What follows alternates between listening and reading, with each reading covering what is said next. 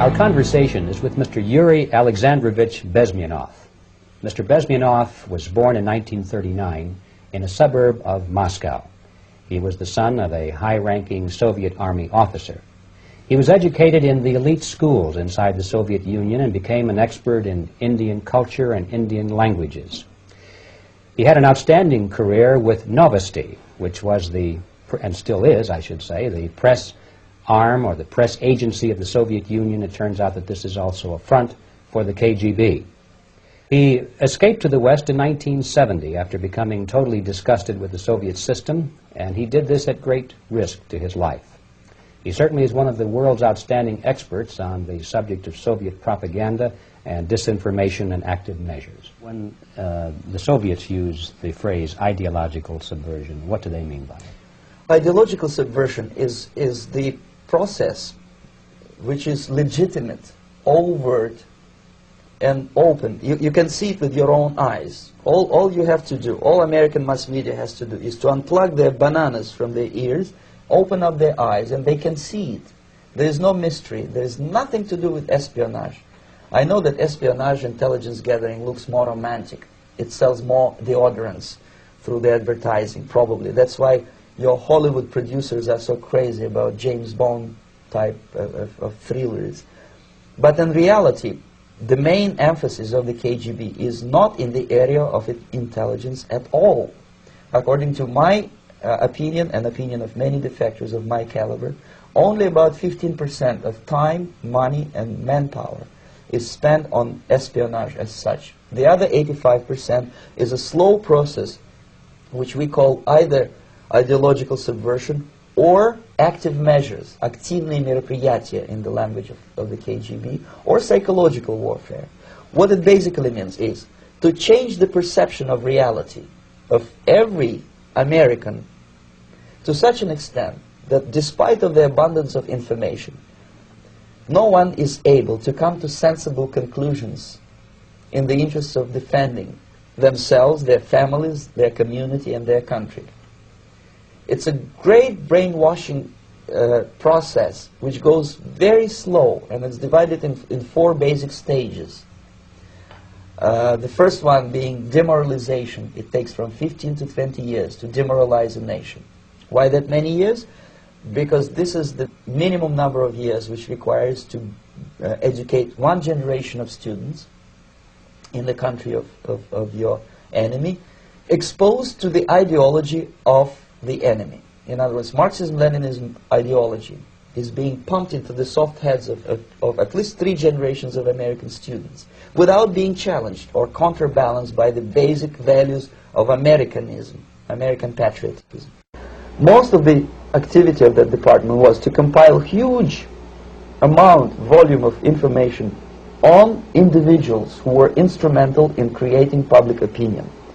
Publishers, editors, journalists, actors, educationalists, professors of political science, members of parliament, representatives of business circles. Most of these people were divided roughly in 2 groups. Those who would toe the Soviet foreign policy, they would be promoted to the positions of power through media and public opinion manipulation. Those who refused the Soviet influence in their own country would be character assassinated or executed physically come revolution. Same way as in the small town of Hue in South Vietnam, several thousands of Vietnamese were executed in one night when the city was captured by Viet Cong for only 2 days. And American CIA could never figure out how could possibly communists know each individual, where he lives, where to get him, and would be arrested in one night, basically in some 4 hours before dawn, put on a van, taken out of the city limits, and shot. The answer is very simple. Long before communists occupied the city, there was extensive network of informers, local Vietnamese citizens, who knew absolutely everything about people who are instrumental in public opinion, including barbers and taxi drivers. Everyone who was sympathetic to the United States was executed. Same thing was done under the guidance of the Soviet embassy in Hanoi, and same thing I was doing in New Delhi. To my horror, I discovered that in the files where people were doomed to execution, there were names of pro-Soviet journalists with whom I was personally friendly. Pro-Soviet. Yes. They were idealistically minded leftists who made several visits to USSR. And yet, the KGB decided that come revolution or drastic changes in political structure of India, they will have to go. Why is that? Because they know too much. Simply because, you see, the useful idiots, the leftists who are idealistically believing in the beauty of Soviet socialist or communist or whatever system, when they get disillusioned, they become the worst enemies. That's why my KGB instructors specifically made a point, never bother with leftists. Forget about these political prostitutes. Aim higher. This was my instruction. Try to get into large circulation, established conservative media. Reach, filthy rich movie makers, intellectuals, so-called academic circles. Cynical, egocentric people who can look into your eyes with angelic expression and tell you a lie. These are the most recruitable people, people who lack moral principles, who are either too greedy or too suffer from self-importance. They feel that they matter a lot. These are the people who KGB wanted very much to recruit.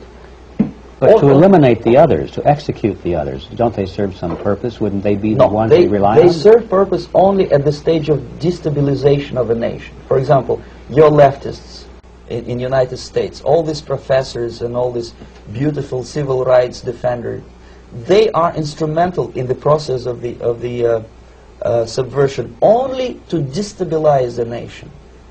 When their job is completed, they are not needed anymore. They know too much.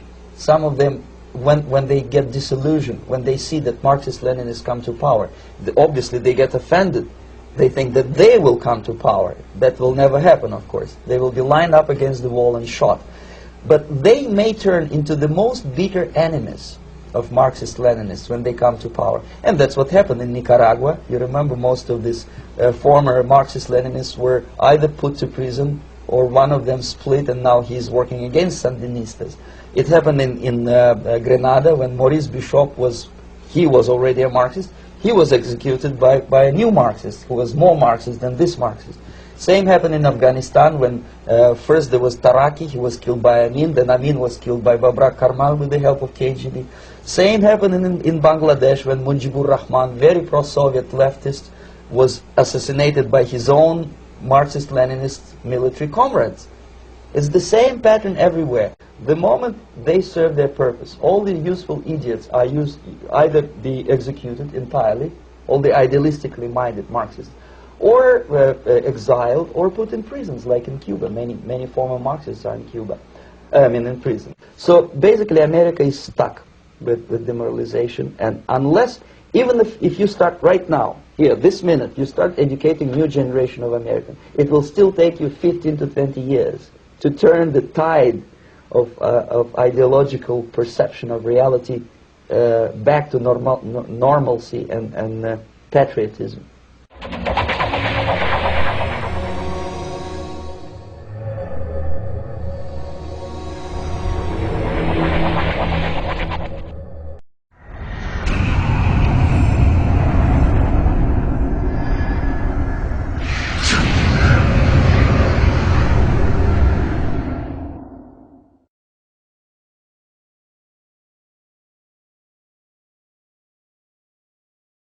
Are now occupying the positions of power in the government, civil service, business, mass media, educational system. You are stuck with them. You cannot get rid of them. They are contaminated. They are programmed to think and react to certain stimuli in a certain pattern. You cannot change their mind, even if you expose them to authentic information, even if you prove that white is white and black is black, you still cannot change the basic perception and the logic of behavior. In other words, these people, the process of demoralization is complete and irreversible. To get rid society of these people, you need another 20 or 15 years to educate a new generation of patriotically minded and common sense people who would be acting in favor and in the interests of the United States society.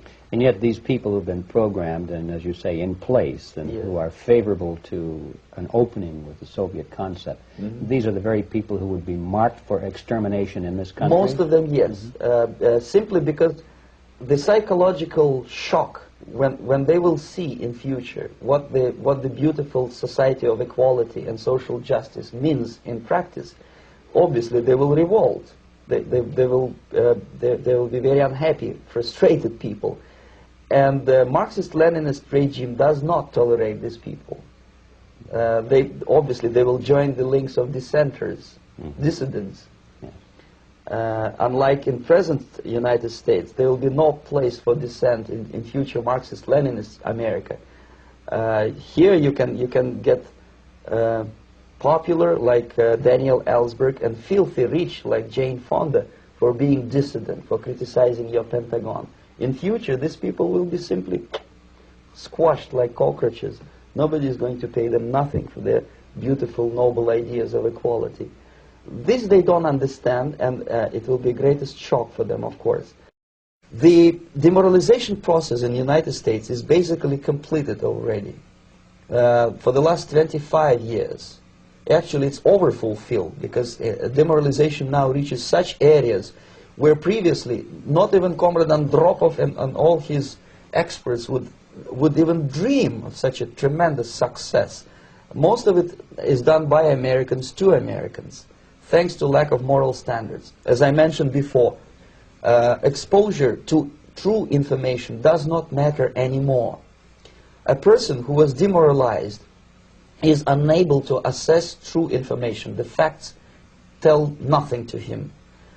Even if I shower him with information, with authentic proof, with documents, with pictures, even if I take him by force to the Soviet Union and show him concentration camp, he will refuse to believe it until he is going to receive a kick in his fat bottom. When a military boot crashes then he will understand, but not before that. That's the tragic of the situation of demoralization. So the next stage is destabilization. This time, subverter does not care about your ideas and the patterns of your consumption. Whether you eat junk food and get fat and flabby, it doesn't matter anymore. This time, and it takes only from 2 to 5 years to destabilize a nation, what matters is essentials: economy, foreign relations, defense systems.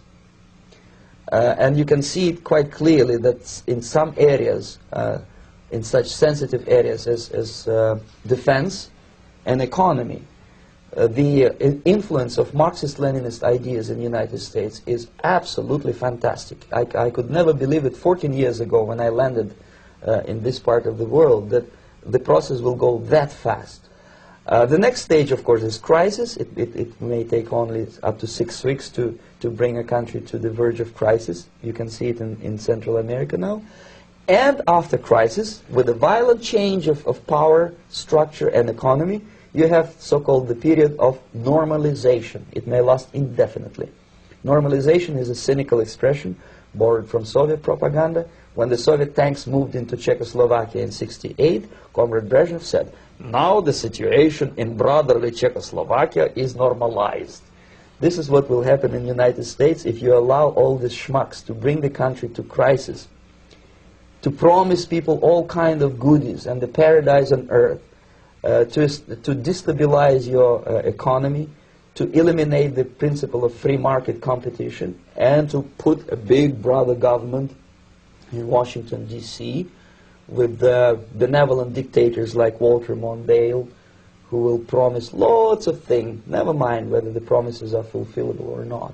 He will go to Moscow to kiss the bottoms of new generation of Soviet assassins, never mind. He will create false illusions that the situation is under control. Situation is not under control. Situation is disgustingly out of control. Most of the American politicians, media, and educational system trains another generation of people who think they are living at a peacetime. False. The United States is in a state of war, undeclared total war against the basic principles and the foundations of this system. And the initiator of this war is not Comrade Andropov, of course. It's the system, however ridiculous it may sound, the world communist system, or the world communist conspiracy. Whether I scare some people or not, I don't give a hoot. If you are not scared by now, nothing can scare you. But you don't have to be paranoid about it. What actually happens now, that unlike myself, you have literally several years to live on unless the United States wake up. The time bomb is ticking, that every second the disaster is coming closer and closer. Unlike myself, you will have nowhere to defect to, unless you want to live in Antarctica with penguins. This is it. This is the last country of freedom and possibility. Okay, so what do we do? What is your recommendation to the American people? Well, the immediate thing that comes to my mind is, of course, there must be a very strong national effort to educate people in the spirit of real patriotism, number one. Number two, to explain them the real danger of socialist, communist, whatever, welfare state, big brother government. If people will fail to grasp the impending danger of that development, nothing ever can help United States. You may kiss goodbye to your freedom, including freedoms to homosexuals, to prison inmate. All this freedom will vanish, evaporate in 5 seconds, including your precious lives. The second thing, the moment at least part of the United States population is convinced that the danger is real, they have to force their government. And I'm not talking about sending letters, signing petitions, and all this beautiful, noble activity. I'm talking about forcing United States government to stop aiding communism.